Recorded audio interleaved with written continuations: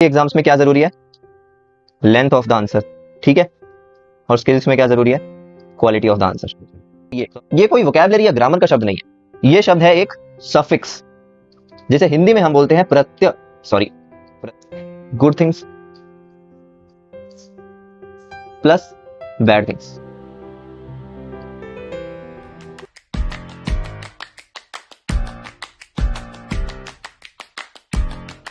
Welcome everyone. Welcome to my channel Generation Z. From today's lecture, I am starting a new subject series naming Computer Fundamentals. Okay. Main focus क्या रहने वाला है? Marks, ठीक है। Marks कौन से? University exams के marks, ठीक है। दूसरा फोकस स्किल्स। यूनिवर्सिटी एग्जाम्स में क्या जरूरी है? लेंथ ऑफ द आंसर, ठीक है। और स्किल्स में क्या जरूरी है? Quality of the answer. तो अपना फोकस दोनों पे रहेगा, डिटेल में पढ़ेंगे। ओके, फटाफट से अपन सिलेबस पे नजर डाल लेते हैं कि कौन से टॉपिक्स हमें कवर करने हैं। ओके, तो सबसे पहला टॉपिक है बेसिक्स, ठीक है। बेसिक्स के अंदर block diagram, characteristics, generations, classification, binary number system, limitations, primary and secondary memory, input and output devices, computer languages and memory conversion devices. Okay, unit second operating system plus MS Word, ठीक है, MS Word. Third third unit है हमारी Excel. Fourth presentation यानी MS PowerPoint. Fifth Google Docs, Google Sheets, Google Slides, Google Forms और Google Meet, यानी Google के सारे software packages. Okay, so let's get started without wasting any time. Subject का नाम क्या है? Computer fundamentals. क्या है? कंप्यूटर फंडामेंटल्स, ठीक है। मेन वर्ड कौन सा है? ऑब्वियसली सर कंप्यूटर ही मेन वर्ड है। ये जो नन्ना सा प्यारा सा शब्द दिख रहा है, इसी की वजह से तो आज हमें पढ़ना पड़ रहा है कंप्यूटर साइंस। तो ये जो कंप्यूटर शब्द है ना, ये दो शब्दों से मिलकर बना, ठीक है। बोरियत हो सकती है लेकिन पढ़ना तो जरूरी है sir. Compute plus ER. Sir ये जो शब्द है ना, ये कोई वोकैबुलरी या ग्रामर का शब्द नहीं है, ये शब्द है एक सफिक्स, जिसे हिंदी में हम बोलते हैं प्रत्यय, सॉरी, प्रत्यय, ठीक है। जो शब्दों के पीछे लगकर उनके अर्थ में भेद लाते हैं उन्हें हम प्रत्यय बोलते हैं। चलो सर हिंदी में पढ़ लिया हमने, ठीक है। कंप्यूट, कंप्यूट का मतलब क्या होता है? To calculate. बहुत ही बढ़िया sir, to calculate. Sir calculate तो कैलकुलेटर भी करता है सर, तो सर हम कंप्यूटर क्यों यूज करते हैं? हम कैलकुलेटर भी यूज कर सकते हैं। That's why a computer is known as a advance computer, ठीक है। राइटिंग थोड़ी चला लेना, थोड़े टाइम में सही हो जाएगी। Advance computer, sorry, advance computer क्या, एडवांस कैलकुलेटर, ठीक है। एडवांस्ड कैलकुलेटर, राइटिंग के चक्कर में सर गलत लिखते हो आप, ठीक है। कैलकुलेटर या फिर नेक्स्ट लेवल या फिर मॉडर्न जनरेशन कैलकुलेटर। सही हो गया सर। सर ये तो हो गई जो डेफिनेशन हमने उसके लिटरल मीनिंग से निकाली है। एक डेफिनेशन हमें टेक्स्ट बुक्स में दी हुई है, वो डेफिनेशन कौन सी है? अ कंप्यूटर इज एन, बिल्कुल सेकंड क्लास वाली फीलिंग आ रही है, सही बता रहा हूं, electronic device which accepts input, ठीक है, processes it,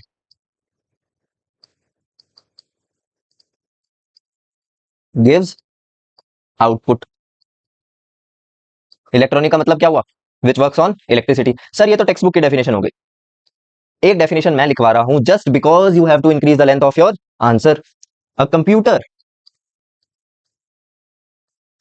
is an, don't worry, जब तक अपन प्रैक्टिकल टॉपिक्स तक पहुंचेंगे ना, ये सब्जेक्ट इंटरेस्टिंग हो जाएगा, ठीक है। और यही शुरू के टॉपिक्स थोड़े से ज्यादा बोरिंग है। अ computer is N operational electronic machine, ठीक है। Electronic machine which accepts the data, accepts the data, manipulates the data and gives the data.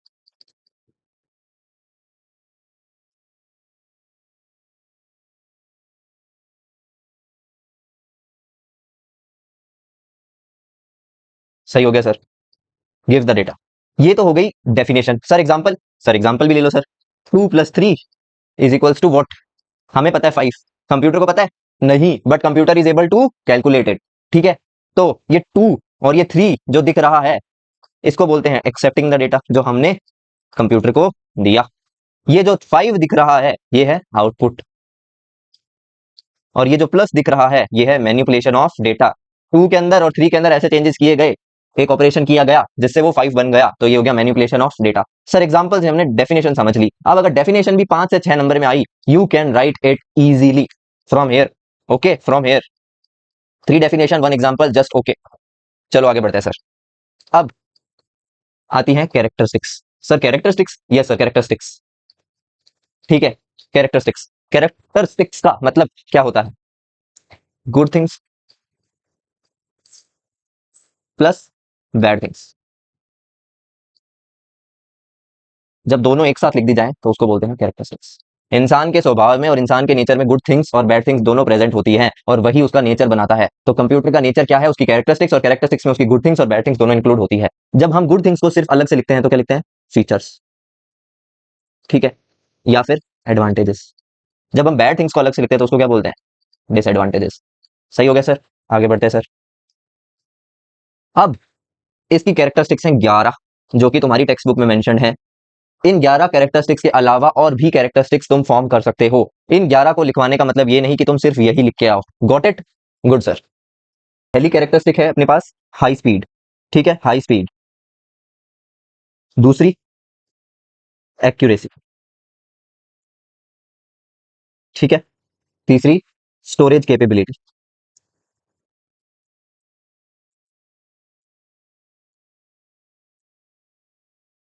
Fourth diligence.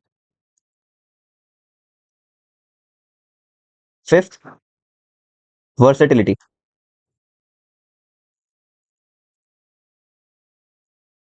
Sixth reliability, ठीक है। Seventh automation.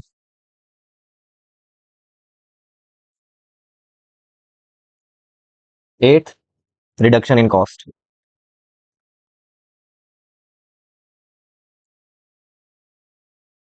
Ninth no IQ.